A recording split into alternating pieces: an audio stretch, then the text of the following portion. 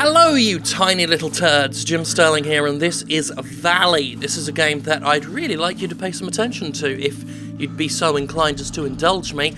This is a game that came out yesterday to very little fanfare. I didn't hear about it, certainly, until I was browsing the PlayStation Store really bored last night and just saw it there in the store. It's on PC as well. It hadn't actually unlocked on Steam at the time I discovered it. And I was like really bored, so this is the PS4 version. But, you know, play it on whatever system you want. That's up to you. I'm not here to judge. Play it wherever you want.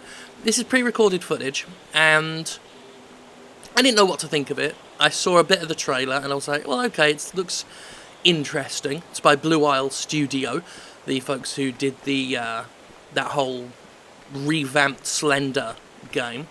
So I thought, well, you know, I'll roll the dice, give it a gamble, and see what happens. And what I discovered was a game that, so far, I have become absolutely bloody mesmerised by. Just as soon as I turned the look sensitivity down. This is actually the very first time I think I've ever had to turn the sensitivity down on a controller, especially on a console game, but it was very, very twitchy. Anyway, you may be forgiven for thinking this is just a run-of-the-mill walking simulator. Just from looking at this, it's all very Dear Esther, Wonder, that sort of thing. Everybody's gone to the rapture. But keep watching. You keep watching and you'll see how it expands and becomes something that I think is somewhat special. I think so anyway.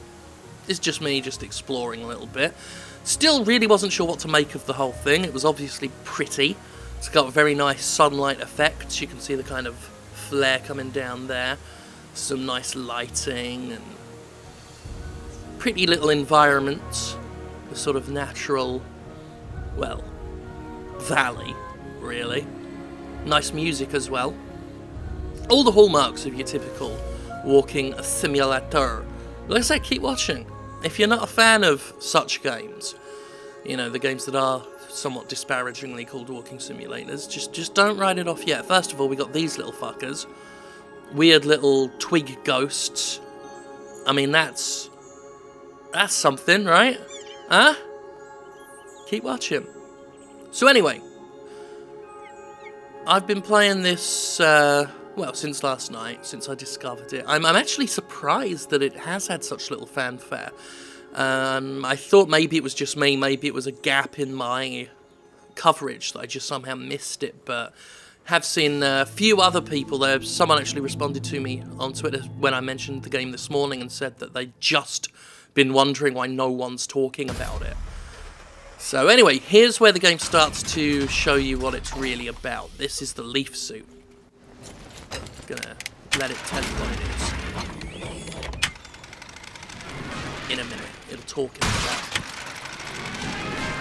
Any second now. In a second. Welcome to the Pathfinder program.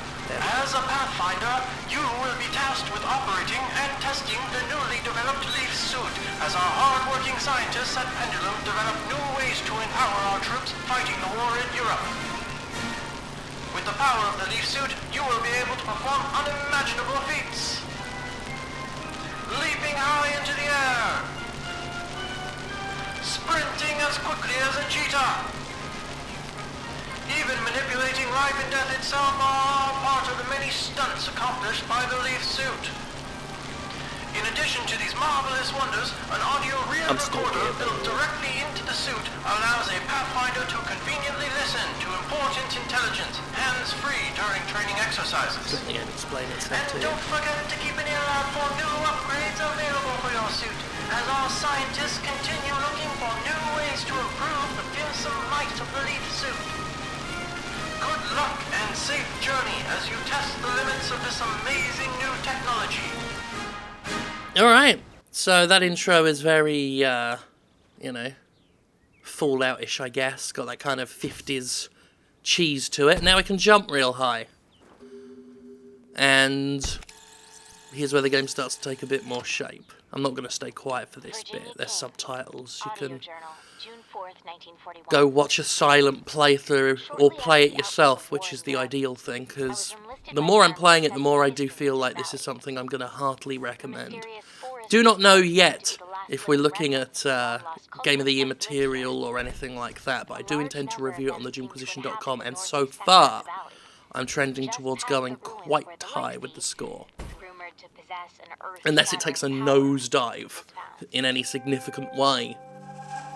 But I've been playing it for, a fair bit of time so far, and actually, here we go. This is why the game's badass.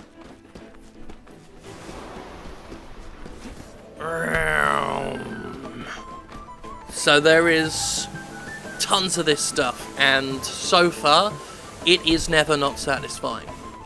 The game actually has the kind of mentality that the old school Sonic the Hedgehog games had, where you get these moments here as rewards for other platforming stuff. There's like some slower stuff, but every now and then you get like a rush of an area like that where it's just big, like steep declines that you can just dash down with an off-ramp and you can just leap. It's awesome. And here's the other sort of gimmick of the whole thing, where your leaf suit can shoot things with life. Budoof. Up gets the deer. There it is. Happy little deer. Having a great old time. You do it to the trees as well. And the more the game goes on, the more I'm seeing how the importance of that comes into play, this sort of balance between life and death. I will explain. I think the next clip that comes up is... not the next clip. Well, actually, this one will show you that as well as giving life, you can, like a capricious god, take it away. Right after we do that, right there.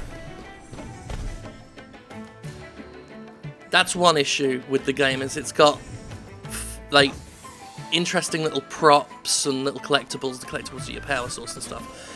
So one does find oneself a bit distracted when they're trying to hit the right there.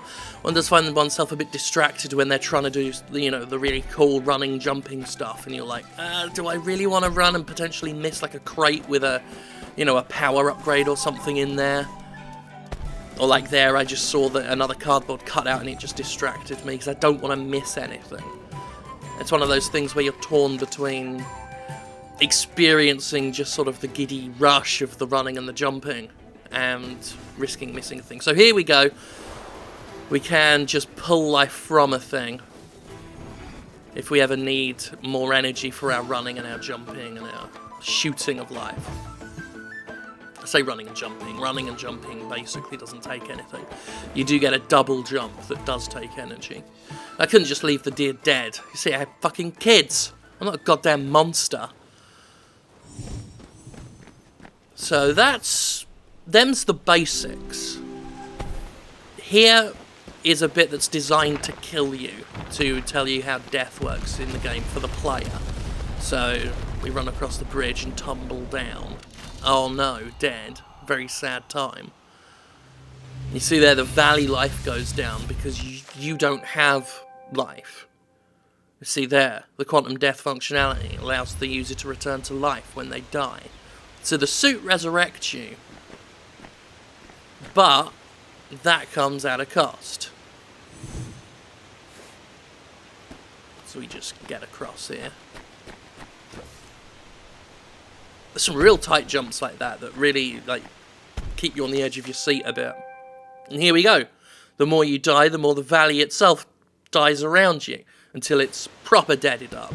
So, the animals and the trees and the stuff are all dead or withered where you die. And you can collect these orbs and return life to it, and that's how you basically replenish, quote-unquote, your health. It's a clever little idea. And at first you think, well, that's a bit easy.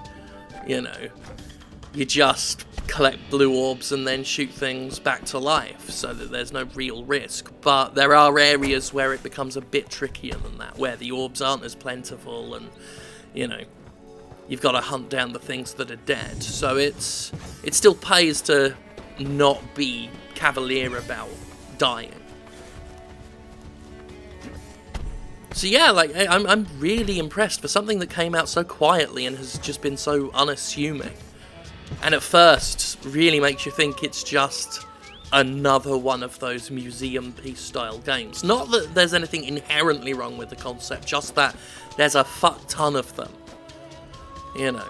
It's one thing people didn't understand about my criticisms of Everybody's Gone to the Rapture. They didn't quite get that I've played so many of these games, whereas if you're just playing that on the PS4 for the first time, you've not seen too many of those, you know, interactive dramas or walking simulators or whatever you want to call them. Something else you can do there, if you hit the cracked walls with enough momentum, either falling from a high place or dashing into them fast enough, it all smashes. Very satisfying. It's one consistent thing about the game so far is just how fucking satisfying everything feels. Except possibly the rope swinging. You get an upgrade later where you can do some typical, you know, grappling hook swinging, and the way the momentum works on that just doesn't feel all that natural.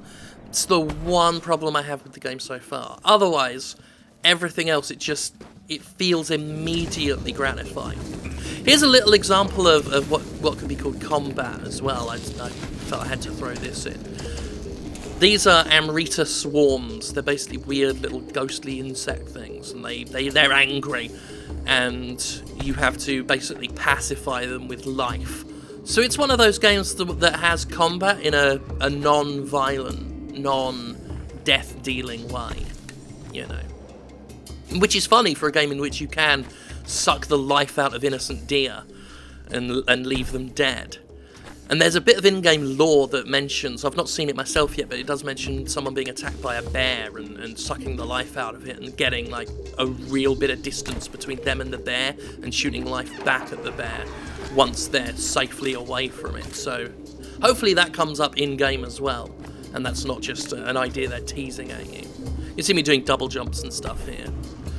One thing I was thinking when I was rewatching, like I was cutting together the footage I'd recorded for this. One thing I was thinking was, is it really this hard, Sega, to just do this for like a Sonic the Hedgehog game? Not all the giving and taking of life. We don't want Sonic the HedgeGod, or do we? But that stuff with the ramps and the big wide running spaces and everything, it feels so